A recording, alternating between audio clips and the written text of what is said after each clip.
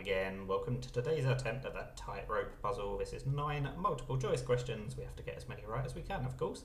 We can afford to get 2 wrong, but if we get a third one wrong, the game is over, the tightrope breaks, and the game ends. So let's try to avoid that. However, you will notice the puzzles get harder throughout the week. Today is Sunday, so it's the hardest day of all. But, of course, they're only hard if you don't know the answer. Sometimes I failed on the easier ones, so who knows what's going to happen today. If you want to play along at home, just pause the video once the questions and answers come up, because I'm not going to be pausing or reading them out myself, just because there's more points the quicker you go. So I'm going to try to be rushing, but if you want to play along at home, obviously you still can. Let's crack on and hope there's not too many American-centric clues today. The opening of what kind of bottle with a sword? That's got to be champagne, isn't it? That took far too long. If I'd looked at the options, I'd have just gone for the only French one. I should have got that in fewer seconds.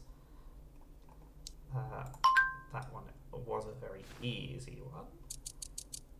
Alas, poor Yorick.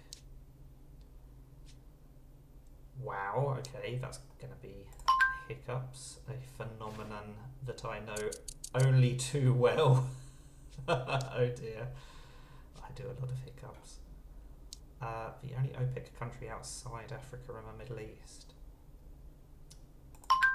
is Venezuela. That's good. I'm not sure I'd have known that without the multiple choice. I might have gone for Brazil for some reason, but I'm glad that wasn't one of the options.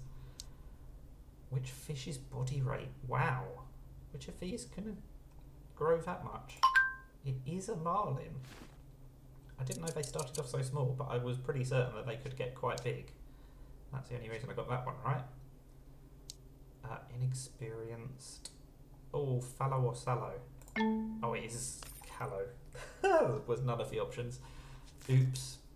I don't like getting the word ones wrong, rather. Who fled to England? I've got no idea. I'm not even sure she would have been my second choice.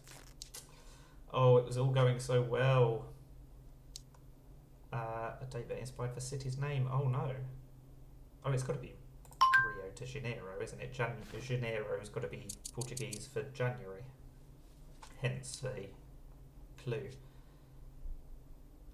Oh dear. I don't know about this one.